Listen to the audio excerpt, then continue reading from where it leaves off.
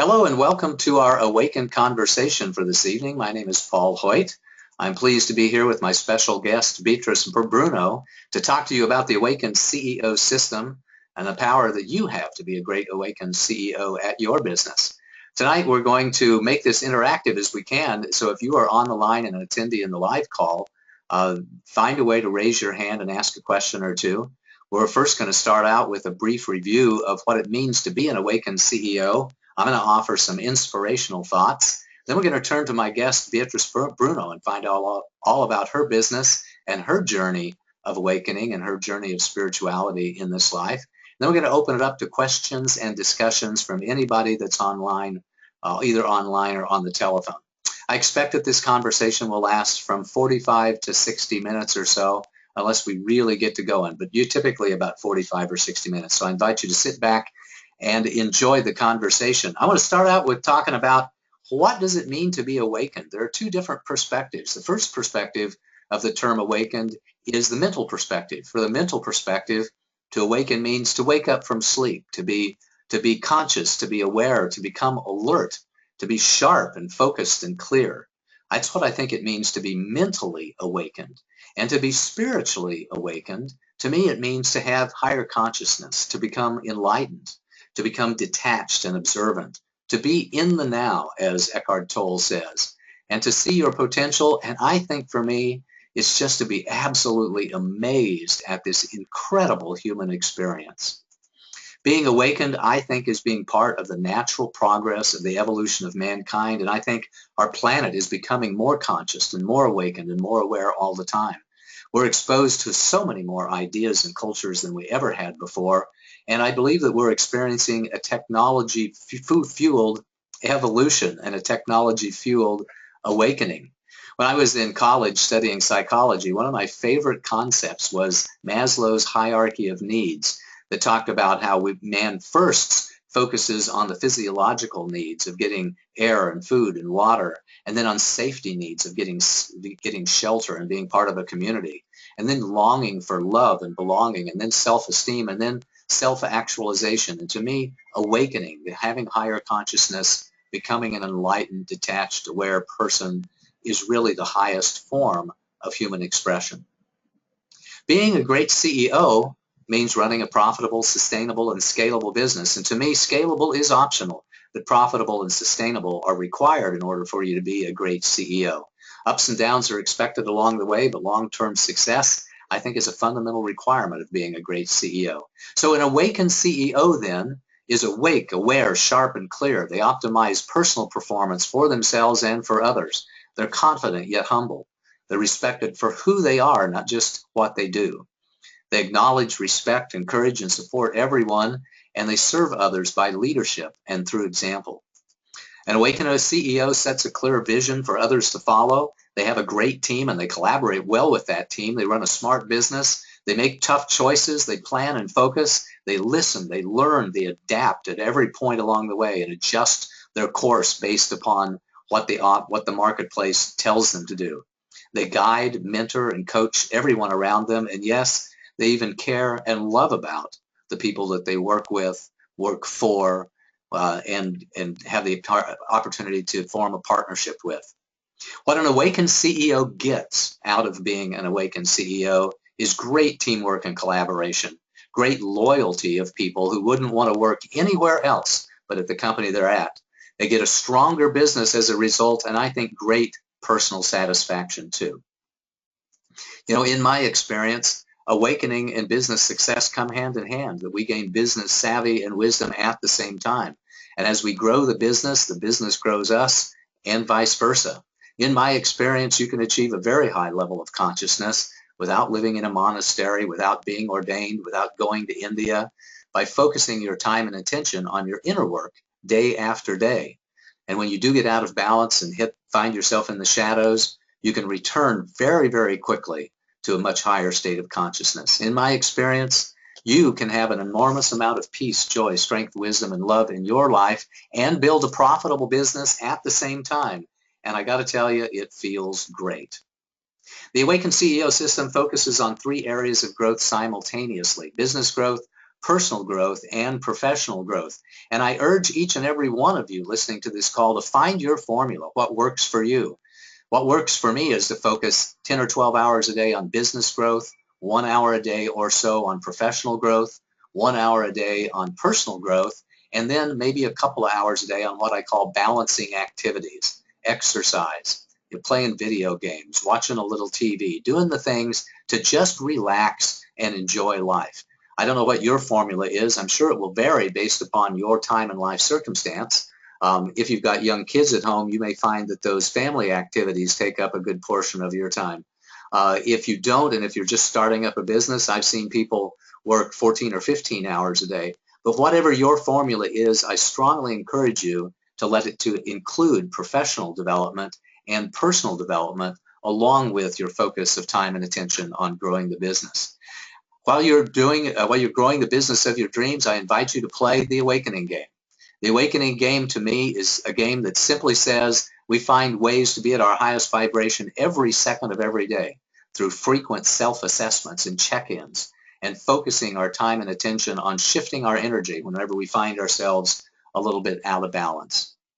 I want to share a little bit of an inspirational moment with you today, and this one's called Seeing the Good. Seems like the universe really wanted me to focus on this lesson in these last couple of weeks. I was talking to a really good friend of mine about another spiritual teacher who had at some point in their life experienced great challenges and great difficulties. The difficulties that included conversations with the law enforcement officials and conversations about bankruptcy and other things that happened in their life. And my question to her was, does this something that every spiritual teacher is destined to experience? Do people who get up on the stage and find great notoriety and celebrity in their spiritual practice, does it necessarily result in their self-destruction?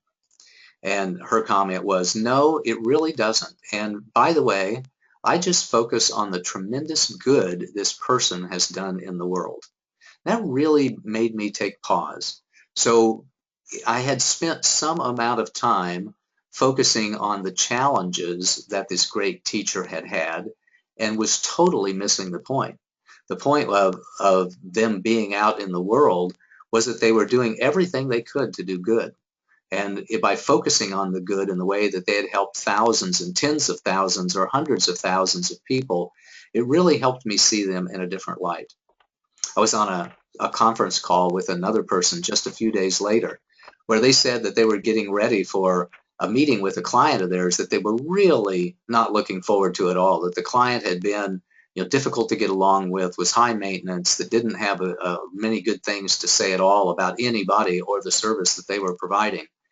And they just decided before they went in that meeting that they were going to see only the good in that other person, that they were going to focus on the value that they were bringing to their clients and all of the good times they had together instead of being worried about the possibility of having another difficult conversation. And they said when they showed up with cheerfulness in their voice and love in their heart, that the entire conversation changed, and in fact, the entire relationship changed as well.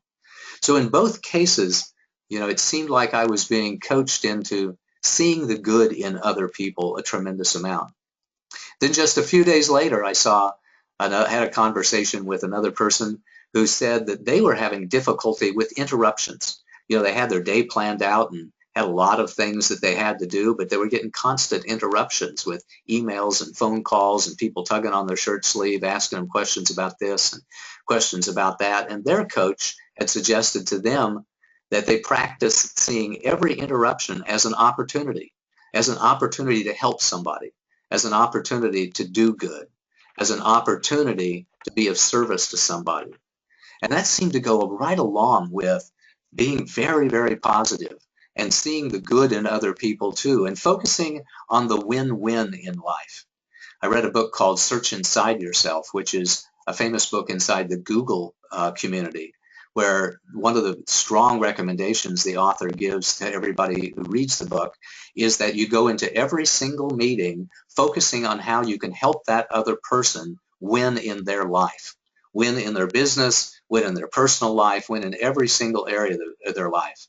And that's what I try to do as much as I possibly can, is to see the good in everybody at all times, to see the opportunity with every interruption and every interaction I have, and focus on doing everything I can to help other people win, to achieve success in their life, whatever that means to them, to help people see the greatness, the happiness, and the divinity within themselves, and then reach out and embrace it, remember it, and live it every single day as I try to do.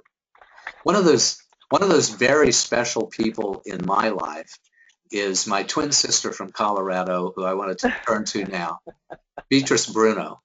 Now, if you have an opportunity to look at your screen, you'll see that even though she is my twin sister, we don't look at all alike. You know, she's taller than I am. She's younger than I am. She's prettier than I am. Her skin's a slightly different color than mine is. She was in the Army, and I was never in the Army. I was happy not to go to the Army in Vietnam. She uses a different language when she talks about faith and when she talks about spirituality. She's a gospel minister, and I am not. So, you know, on the surface, it would appear that we are not alike at all. We don't look alike. We don't speak alike. And there are a lot of differences between the two of us. But yet every time that I see her smile, I realize that we are very much the same, that the love in her heart, the wisdom that pours through her being is very, very similar to the love and the wisdom that I share with people as often as I can. So she really is, you know, in many ways my twin sister, not a twin sister in the body, but a twin sister in the heart. With that, I'd like to welcome to our show Beatrice. Say hello to the folks. Hi, Paul, and thank you so much. Hello, everyone. I'm so glad to be here today. I have a few words of introduction that I'd like to share about you so that the audience can get to know you a little bit better. Beatrice Bruno is an Army veteran, but always and forever a drill sergeant. She's been married for over 24 years to her husband, John, and raised 4 kids, her children, his, hers, and theirs. And she's relished being able to finally put the same words that are in her book titles, how to get over yourself, get out of your own way, and get what you want out of life, and how to get over yourself and let go of the past, to good use in helping her family and others doing the same. Although she is an ordained gospel minister, Beatrice preaches without being preachy and teaches without being teachy. She's the creator of the Let Go of Your Past Bootcamp series, as well as Writer Thou Art Loosed Write Camp Intensive. She's also authored her first fiction novel, The Baby Chronicles, showing where we were before we were. She's here to help all of you get over your excuses and procrastination and be all that you are called to be in the battlefield of life. So welcome very much to our call, Beatrice. It's really, really, really great to have you here. Thank you so much, Paul. You're welcome. I have a few questions for you that we'd like to go over, the same questions that I like to ask everyone who joins me on our call. First of all, talk to me a little bit about your business journey. What's your current focus and a little bit of your background from a business perspective? And I'm really eager to hear about just a little bit about your journey as an Army drill sergeant. Oh my gosh, let me go back then. When I was a drill sergeant, it was the years 1987 to 1989. Mm-hmm. And those were 2 of the best years of my Army career because I got to train brand new soldiers, and they were coming from Fort Living Room, if you will, and coming to learn how to be soldiers in the U.S. Army. And during that time, right at 1991 is where we had the first Gulf War, the Desert Shield, Desert Storm. Yeah. So many of the soldiers, and I trained over 2,000 basic training soldiers, many of those soldiers went to Desert Shield, Desert Storm. Mm. And so it was critical as drill sergeants for us to teach them what they needed to know, give them those skills and those tools that they needed to protect and defend the Constitution of the United States, but also to stay alive. And see, it was very critical. You know, when you look at drill sergeants and you think about drill sergeants, you see that they're real hard butts and what have you, and they're always talking harshly to the soldiers and what have you. But you know what? out there on the front line, on the battlefield. That's what it takes. Yep. Yeah. And so now I'm the drill sergeant of life, helping people to maneuver on the battlefield of life. Because let's face it, Paul, it's a jungle out there. It really is. It sure can be. So first of all, thank you for your service, and thank you for You're more than welcome. thank you for training others who served us as well. Absolutely. When did you get out of the Army? And then talk to me about your journey of business since you got out of the Army. Okay, well, I got out of the Army on February the 21st, 1992. Mm-hmm. And when I first got out, my husband was stationed at Fort Campbell, Kentucky. And so I had, 4 kids in the house. Our baby was just a baby. She wasn't even, she was almost a year old. Mm. And so I had to basically take care of the home. So I really hadn't thought about going outside getting a job. I went to school instead and got my accounting degree. And then I went to the job force. And, Paul, to be perfectly honest, I didn't like it because people didn't like me. Because they said, one of the main things they said to me was, we don't need your kind of discipline here. Yeah. And so in my heart and my mind, I knew they needed the kind of discipline I had. But that started my journey as a business owner. Uh-huh. Another thing I did was I went to cosmetology school. Believe it or not, the drill sergeant of life used to do hair. I'll be dogged. Oh, yeah, and that was really kind of fun. But as I tried to maneuver through the front line of being a business owner, no one helped me. No one wanted to give me tips and the things that I needed so that I could excel in business. I don't know if I turned them off because of my professionalism and because of my discipline. I don't know what it was, but people really were afraid of showing me how to put excellence, use the excellence model in my business so that I could prosper. And so I ended up going into other fields and what have you, and I drove a truck for a season, and that was really fun. I enjoyed that. That was getting behind that big wheel, and, that was really fun to me. But then I had an awakening, if you will, in 2009. My dad called from New York, and he said, I need you to come and help me. And I said, what's going on? And he said, I have to have some eye surgery. And, my dad was 70-something. He was close to 80, living in New York by himself because my stepmother passed several years back. And he says, I need you to come and help me. And so I said, okay. And I thought I was going to be out there 3, maybe 6 months, Paul, and I was there for 13 and a half months. Wow. Away from my husband, away from my children, away from home, and helping my dad. But what I didn't realize was that God had set me up for a time so that I could learn what it was that he wanted me to do. And I'm glad you told him that I'm a gospel minister and stuff, because this is a part of my life. This is who I am.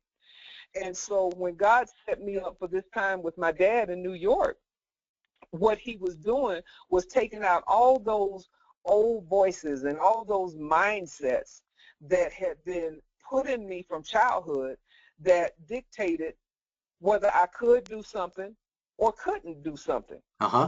And during that time, he raised me up to be the drill sergeant of life.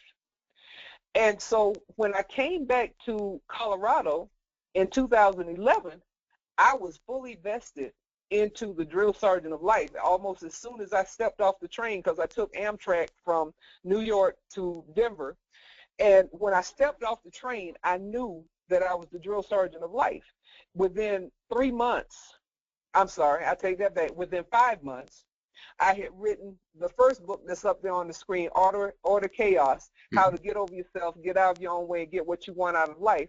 I wrote that book in a matter of 45 days because that was chronicling my journey of getting over myself, getting out of my own way so that I could get what I wanted out of life.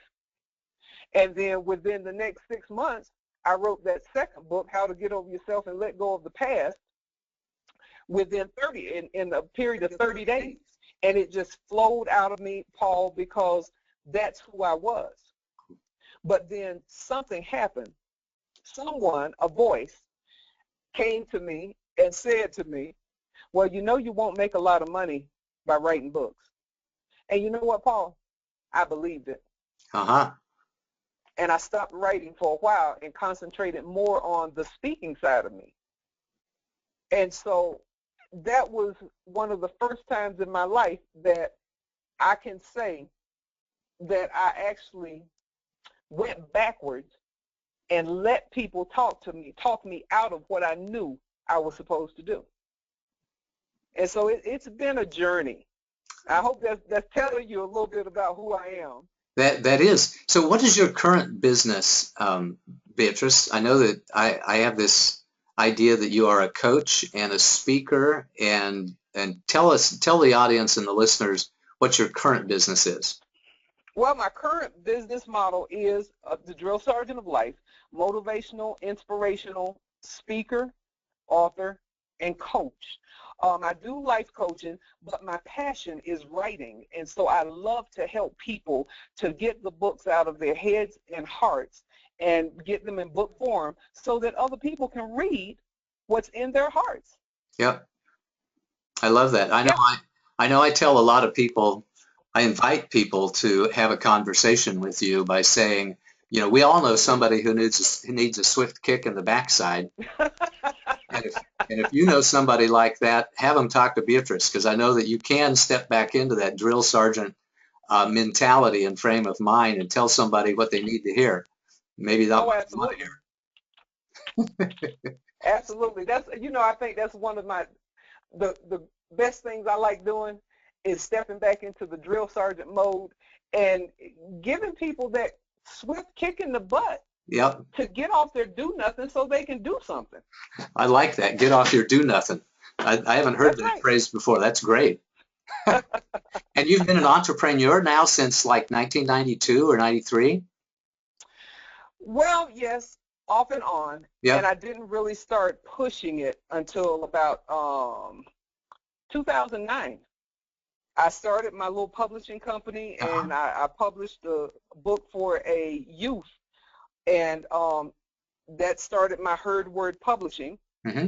And I had published 2 books myself previously that didn't go anywhere. I'm not going to mention the name of the company that I published them through, but they didn't help me to understand the publishing game, and I just didn't really understand it. So they went nowhere, but I'm getting ready to rewrite those books and republish them under my own company. Since starting my company in 2009, I've published myself and 6 other authors, and we have about 12 books that have gone through Heard Word Publishing. Excellent. So we're building. I love that. I want to switch a little bit and talk a little bit more about your spiritual journey. Now, you're an ordained gospel minister. When did you become ordained, and what role does being a minister play in your business life?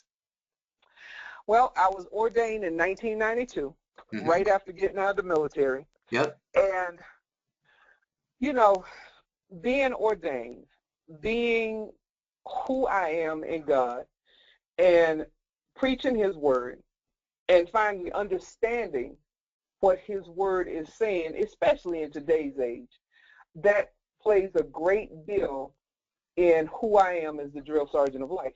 Yep. Because what's taught in the Bible, you know, you can go to 10 different motivational speakers, and I guarantee you, Paul, much of what that they say on the stage is in the Bible. They just put a different twist to it. Yep. And the only difference between me and them is that I don't mind saying that it's from the Bible. I love that. I love that. Who are when you gain inspiration, who are your favorite inspirational teachers or spiritual leaders that you pay attention to today?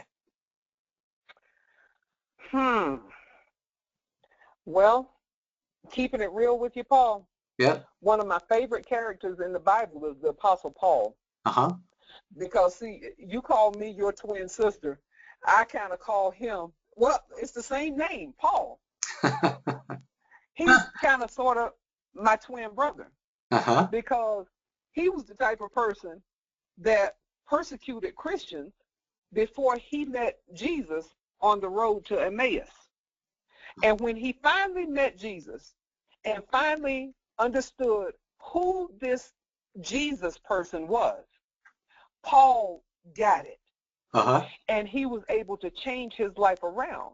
And just looking at him, looking at his example, because, see, just like I talk about in my book, How to Get Over Yourself and Let Go of the Past, Paul let those things behind him go. And he didn't keep, that stuff, that same mindset, those same methods. I'm looking at the bottom of your screen because that's exactly what people do. They keep the same mindset, they use the same methods, and they get no momentum whatsoever. And Paul, in becoming a Christian or Christ follower, he had to change his mindset. He had to find out what methods God would allow him to use, and he created momentum by running with everything that he was shown through Jesus and the life that he led. So I guess you could say the Apostle Paul and Jesus Christ were two of my greatest spiritual mentors that I could even think of. Thank you. I really do appreciate that. You're welcome. Part of my story that I share with people is what I call the practice of awakening. And my constant reminder to other people is that we have the power to work on ourselves every day, to learn new lessons, to become wiser, kinder, happier, more powerful, more joyful, more loving people every single day. And when we focus on that over the course of decades or over the course of a lifetime, we can become just lovely people who enjoy life in a most wonderful, wonderful way. And when I talk to people, even people who have been on their journey for a long time, it seems like we're always still learning something. So when you reflect back on the last few weeks or few months of your life, what are the lessons that God is teaching you today? Well, funny you should mention that. Before we got on the call, I told you I had to laugh because there was this little thing on Facebook that said, turn to page 45 of the nearest book, and the first line that you read is what it says about your love life. Well, I happen to have a copy of my book, How to Get Over Yourself and Let Go of the Past, next to me, and page 45 is like the third page of chapter 5, and the title of chapter 5 is Teaching Moments, Lessons Learned. Excellent. So there's this one thing that I have learned in this journey, especially being the drill sergeant of life and dealing with people and interacting with them and helping them to let go of the past. And this one fact keeps coming forward. The past is very comfortable, and the future is exceptionally uncomfortable. And in order for us to walk in the future, our destiny, we have to make ourselves very uncomfortable. And don't think that the past will not try to lure you back in. It will. It will dig up every device it can to pull you back in so that it will not lose one of its favorite participants. That's what I've learned, Paul. I love that. That's very, very well said. Thank you. As my final, one of my normal questions for my guests, do you have any tips for our listeners today? Anything that comes up to you as advice that you would share with them that can make a difference in their lives? Yes, I have 3 tips. Okay. Number 1, give yourself permission to let go of those things that have held you back for so long. Paul, I'm finding that people, they want to do things that will take them forward, but they won't give themselves permission to do it. They keep beating themselves up because we're our own worst enemy anyway. and they keep beating themselves up instead of giving themselves permission to let it go. Okay. So number 2, Yep. give yourself permission to let go of those people who would hold you back, their voices, their advice, their negativity. And finally, number 3, believe in yourself. Believe in your calling. Believe in your God. Those are the 3 things I got for you listeners today. Those are fantastic, Beatrice. I really, Thank you. really do appreciate that. I appreciate the words, and I really appreciate the spirit and the intention with which you share those as well. It's really quite beautiful. We're going to open up the call for questions and answers here in just a minute. I want to share just a couple of pieces of information before we do. I want to invite everyone who's listening to attend the Awaken CEO System office hours presentations, which is an interactive webinar that we focus on business that is Mondays at noon Pacific time. You can watch your emails and go to paulhoyt.com and sign up to get on our list and to get invitations for each one of these office hours sections. When you join the tribe, when you join my community, you have access to 80 hours worth of recordings of the office hours series, which has a tremendous amount of information that's free when you join our particular tribe. And I invite you to think a little bit more about the Awaken CEO system as well. If you have gained some value from this and would like to have a deeper conversation, please get a hold of us. We have personal mentoring programs and coaching programs and all sorts of programs to help you in the journey of life and in the journey of your business as well. So with that, we're going to open it back up to questions now, back with my guest, Beatrice Bruno, the drill sergeant of life, and we'll see if we got any questions from the attendees on the call today. Marcel, my social media consultant, Marcel Allen, is on a call and supporting us in the background. Marcel, do you have any questions for us today? I do. Good evening, Paul and Beatrice. Thank you so much. This is really valuable to me.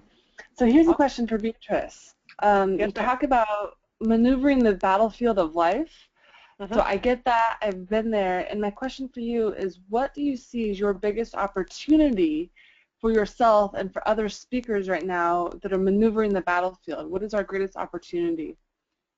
The greatest opportunity I see today, Marcel, is for speakers that are actively speaking to write a book that will make them the authority in what they're talking about.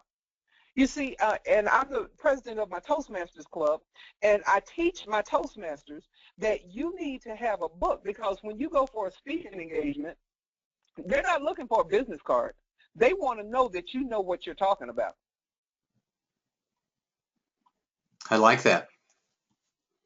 That's really good advice. Yeah, excellent. Thank you. You're welcome. Did you hear that one, Marcel? I did, and Paul knows I'm working on a book, so that was the perfect encouragement for me. Write the book, Marcel. Write the book, girl. I am, and I will.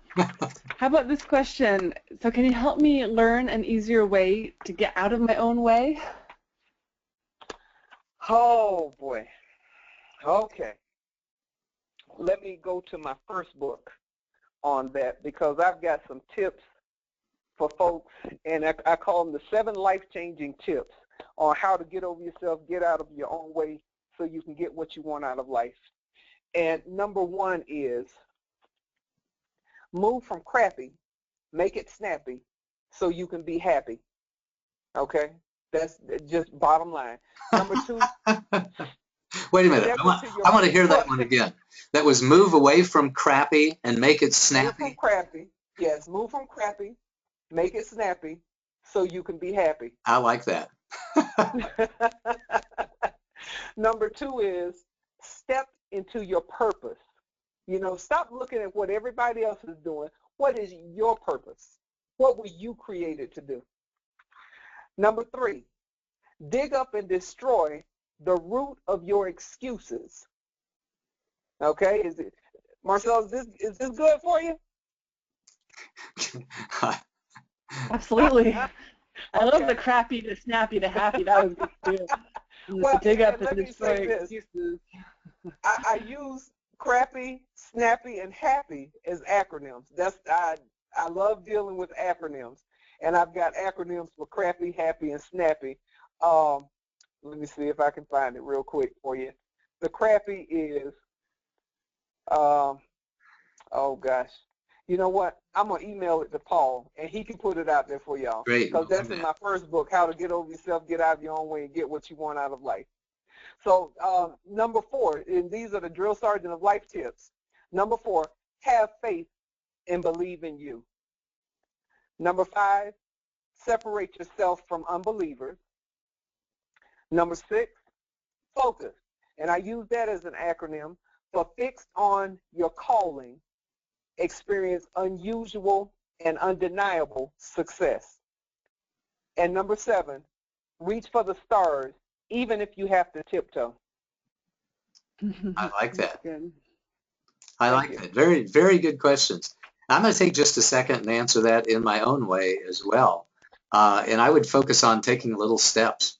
You know, sometimes there's great hesitation because you're concerned that, you know, the job is too big for you. But that first step is really is never too big. You know, picking up the pencil, putting your fingers on the keyboard, opening up a document, you know, picking up the phone, looking up a phone number. There's always a little step that you can take that is very, very easy to do. And once you've mastered taking that little step, then you can begin to take to really pick up momentum by taking little quick steps. And then you know, accelerate the steps that you're taking just a little bit, and then you can focus on taking little quick happy steps. And that job that seemed to be foreboding and just way larger than what you felt like you could accomplish, you got started on it, and before you know it, you're skipping down the road and having a good time accomplishing it. That's good. And Marcel, was that helpful? And do you have other questions? Very helpful. Thank you both.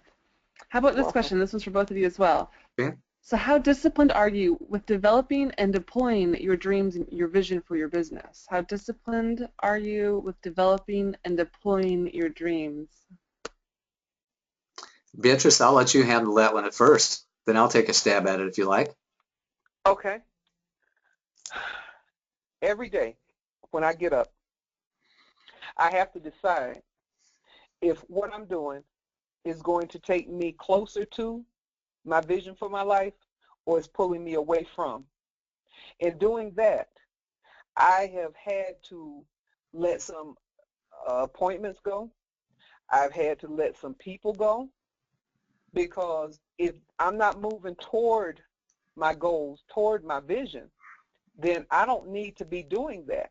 And even though they may be very well-meaning and something that would be fun to do, if it's not appropriate for me to do those things at that time, I have to be disciplined enough inside of myself to say, Beatrice, do you really need to be doing this today?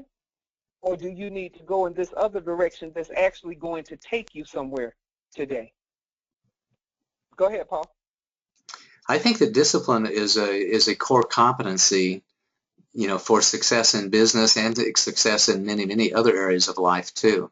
It's that practice that we do day after day after day, the repetition that forms the habits that really makes a difference in our personality and in our success. In 1997, I think it was, I decided that I wanted to be a more disciplined person, so I decided to read A Course in Miracles, which is a book that many of you may have heard about. There's 365 chapters in A Course in Miracle, and I read one chapter a day every single day for a year without fail. In fact, I read it twice. I read it first thing when I got up in the morning and last thing when I went to bed at night, every single day, regardless of anything else going on in my life, without fail, and prove to myself that I can become a disciplined person. These days, I get up in the morning and I have about an hour and 15-minute morning routine that involves several different checklists, because I'm a big fan of spreadsheets, and checklists for business and checklists for personal life, and a detailed assessment that I go through every day to ask myself, you know, how did I do yesterday? So I can really become aware of those things that tag and trigger me, and those things that take me into the shadows for a few minutes, those things that take me off my game for a little bit. And I really focus on that on a disciplined manner. And I try to share with the world in a very disciplined manner as well. Those of you who are connected with me on Facebook know that I'm up to day 562 of getting up every single morning and sharing an inspirational thought with other people through my Energy of the Day messages. So to me, and I think this is true with almost any spiritual discipline that you would ever look up, is that they are a big fan of the discipline of daily activities, and many times it's many times throughout a day. So I would encourage everybody to become a disciplined person, and the way that you do that is you practice. Set a goal for yourself and decide, I'm going to become a disciplined person, and I'm going to make a checklist. I'm going to get an accountability partner. I'm going to do whatever it takes to become a very disciplined person in my life. And I think that's incredibly important. So I really appreciate that question. Marcel, do you have other questions for us? Excellent. I do. So how about, once we make the conscious choice to get out of our way and to be more disciplined, how do we enroll others, our loved ones, business associates, friends, and family, to help us make more positive steps towards that change in a non-drama way? That's a good one. In my life, it's all about accountability and being willing to listen to the voices of experience and wisdom that God has put in my life. Sometimes I have this thing I call stinking thinking. And what that is, it's stuff that draws me back into previous ways of operation, so that I won't operate at the levels of excellence and the high standards of excellence that I have placed on myself. And so I have to surround myself with people that I will be accountable to, so that when they call me on something, I don't just get, puff my chest up and say, how dare you? I say, okay, let me think on that, and let me recorrect my path that I'm on, so that I could get back in alignment with those goals and the vision that I have for my life. So it's definitely those people that I'm accountable to, and I've got about 3 people besides some folks that's on this line named Paul Hoyt, because every time I see him, he reminds me of the levels of excellence that I need to operate in. And for those of you that have never met Paul, let me tell you something. He is probably, hands down, one of the most, excellent businessmen that I know. And I'm fortunate in that I get to see him every 2 months. I can sit at his breakfast, lunch, or dinner table and glean wisdom, knowledge, and understanding about business from his incredible business mind. So that was a plug, and it was unpaid. He's not paying me to say that, but I just had to say that. Thank you, Beatrice. That's very nice of you to say that. You're welcome. So I'm going to take a stab at the question of what do we do when we're kind of surrounded by people, maybe family and friends, who are in some way, not supporting us in being the person that we want to be and doing the things that we want to do. I really do think it's situationally dependent. There's always a chance that they've got a really good thing to say. If you're, for example, worst case is you're abandoning your spouse and your children to go do your own thing and not living up to your responsibilities in life. And I think in that particular case, you should be paying attention to those people who tell you to take care of your responsibilities in life first. But if it's just about, we wanted you to do this thing that you don't want to do, or we don't feel comfortable with you speaking the way that you speak or doing the things that you do, then I think you got to listen to your own heart and do your own thing and encourage them to do the same thing. So one of the lessons that I have learned over time is that we're all on our own journey. We all have a different path through life. We all listen to different people. We all speak a separate language. We all have different life experiences. And we're not here to tell somebody else what path is right for them. We're here to support them in walking the path that they have chosen. And we may not speak the same language. We might not, might not kneel at the same altar. We might not read the same books. We might not sing the same songs, but we all have this spirit within us, which I do think is the same, the spirit of love and the spirit of wisdom and the spirit of gratitude and humility and all the other virtues that we have an opportunity to learn in this lifetime. So you let people do their own thing and say, thank you very much. I appreciate your support in that, or I appreciate your ideas, but I'm going to do my own thing, and I encourage you to do the same thing. Abraham Hicks, Abraham, who is channeled by Esther Hicks, who's one of my favorite spiritual teachers, said something a few months ago that stuck into my mind, or maybe it was a few years ago, I can't remember which. She said, go to those people who want to disparage you and ask you to do something differently, and say, I have good news for you. And the good news for you is I'm taking my own happiness as my personal responsibility. From this moment on, I'm going to be responsible for my own happiness, so you don't have to worry about me anymore. You don't have to care about that. And I encourage you to do the same thing. I encourage you to find your own path and take responsibility for your own happiness, so you can be, those others in your life can be and do and say, whatever it is they want to be and do and say, because it's not going to bother you, because you've chosen to take responsibility for your own happiness and your own peace of mind and your own consciousness.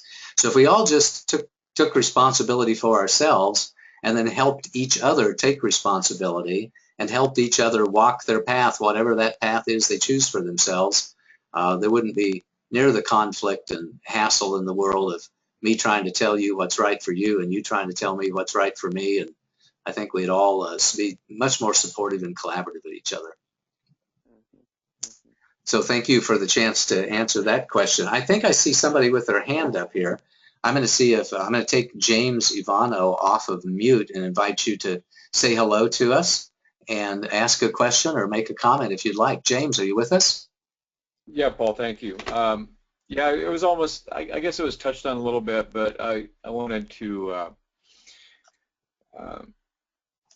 just touch on the comment that was made about the book of Acts, and I'm a big fan of that story too, with the conversion of Saul into Paul, and but at the same time, I'm a little conflicted about, not conflict is probably not the right word. I look at that as a huge awakening piece. It's a great example for awakening and for teaching others that when we're stuck in our not so much the past, but when we get stuck in our let's just call it crap, all right? We're in that all the time, and they can't seem to find their way out of that. And to use that as a metaphor in life for anybody to be able to understand that when the scales fall from your eyes and you can begin to see, then that's the step in the correct direction, no matter what your dogmas are, whatever your beliefs are around religion. And for people to start waking up and coming out of that, I just think it's really an interesting topic, for the fact that you started out the conversation, Paul, by saying that you don't necessarily believe the same thing, but she's still your twin, which I really admire that. And the reason I'm bringing this up is just I wanted to ask Beatrice her thoughts about this, because I had lunch with a gal the other day, and I thought it was like a networking lunch, and it ended up being, she talked about the Lord the whole time, and I was just like, wow, And I sat there and listened to her, and she had some great stories, but she was so dead set on the fact that, it's that way or the highway. And, and I personally don't think Jesus meant that. That's just my own belief, but, reading the Testament and all that. So I just want to know your feelings about that, just surrounding the whole thing with the story of Saul becoming Paul, and then how some people will take that so literal that they will shut people off and not let them have their own opinions. How do you feel? Well, I'm not going to push people into the direction that I'm going in, because we all have to figure it out at the end. Now, I can help them by giving them an example of my life, which is what Paul is to me. Paul, the Apostle Paul, is to me. His life is an example, because I can see how he was on a very destructive road, and when he finally allowed Jesus to just talk to him, he was able to leave that destructiveness and move on into excellence in following God. Now, as I said, I can't make anybody do anything. And I don't overpreach because Jesus stands by himself. The Bible stands by itself. I don't care how many times you try to slice it, dice it, and make it into something else, that Bible is still going to stand because God's word will not fade away. And no matter how many times people try to say that, well, we have to believe in this or believe this way, that's all well and good. Because on that last day, I think we're all going to see what's what. And I hope that answered your question, James. It does in a certain regard, but I guess what I was really driving at was that let's just use the word diversity or tolerance. Yeah. Okay. Of allowing me to even, I never even told her what I believe. Never did.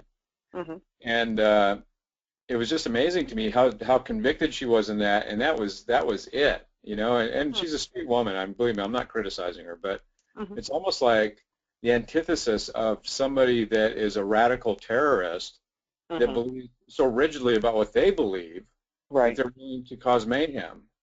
Right. It's almost like the flip side of that in a way. You know? I'm going to take a stab at that, if I may, because I certainly have encountered a lot of people in my life who are dogmatic, you know, who believe what they believe, and that's great. But then they go that other step that says, I think everybody should believe what I believe as well. And, you know, it took me a while to understand why that is. And I'm going to offer a couple of things for that. Number one is that some people have just a really strong need to be right. And they need for other people to acknowledge that they are right.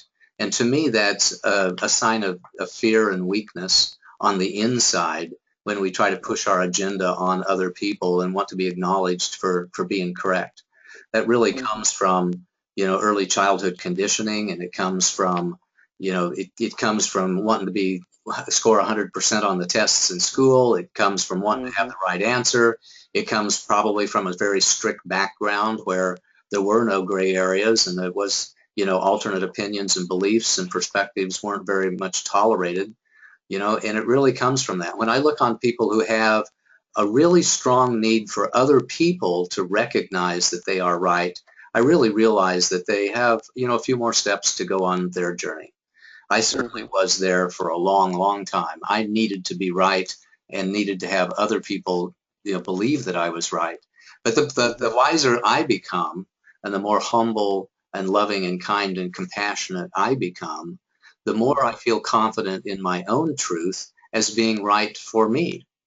And my opportunity is to share that with other people.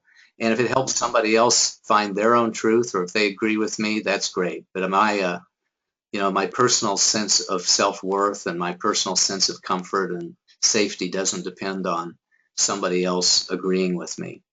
The second thing, which was I touched on just a little bit in the first, is, you know, at some point in time, somebody told them that that's the way they were supposed to be. You know, somebody told them that you need to convert other people. Somebody told them, or by role model or example, or just by flat out looking them in the eye and saying, you know, you have responsibility to God and to your life and to us and to me to go and make everybody believe the way that we believe and the way that I believe, because probably they were told that. And the people that told them that were told that. You know, that somewhere somebody had a tremendous amount of fear, and somebody had a tremendous desire to be the king of the jungle, or to be the person who is set aside as the authority. And, you know, they began to teach everybody the lesson that you needed to, you know, persuade other people, manipulate other people, you know, bend other people to your will and get them to follow your particular direction. So I think it's up to us, up to me, up to Beatrice, up to you, James, and up to other people who are listening this.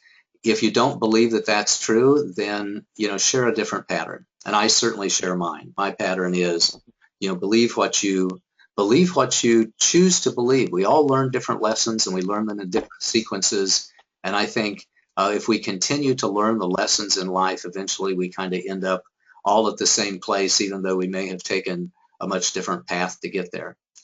So when somebody comes on to me and says, Paul, you got to believe this, or I think that you're, you're at risk in some way because you don't believe exactly the way that I do, or, your language scares me like that, I just try to bless them and love them and understand that they have a strong need to be right in order to feel safe and in order to protect themselves. And we just kind of bless them and let them go along their way. Beatrice, do you have any final thoughts on that question? No, I'm good. James, did we answer your question? Yeah, no, that's fine. You guys did a good job. Thank you. Thank you very much. Thank you. And I see that it's now getting very close to the top of the hour, so I'm going to say thank you very much, Beatrice, for joining us on today's presentation of an awakened conversation of a slightly different kind. Most of the time we have people on our call who really, I think, have a much more common language and who have a different path or have the same path that I have, etc. And I feel really honored and blessed to have Beatrice, the drill sergeant of life, a gospel minister who speaks a little bit of different language, who looks a little bit different than I do, who, as I said, is much younger, much prettier, much taller, and looks different, but I recognize her as my twin sister in the spirit, as a person who has a tremendous amount of love and compassion and kindness in her heart, and really sharp, pointy-toed boots to kick the backside of somebody who could use a swift kick in the rear to, as you say, get them off of the couch and get them out of do nothing and into do something mode. So thank you, Beatrice. Right. Thank you, everybody who's listened to our call today. I really appreciate you tuning into this Awakened Conversation. We'll have another one in a couple of weeks. Join me on office hours on Mondays, where we'll talk all about business. And until we meet each other again, this is Paul Hoyt wishing you a most marvelous and prosperous day. Bye-bye. Thank you, Paul. Bye.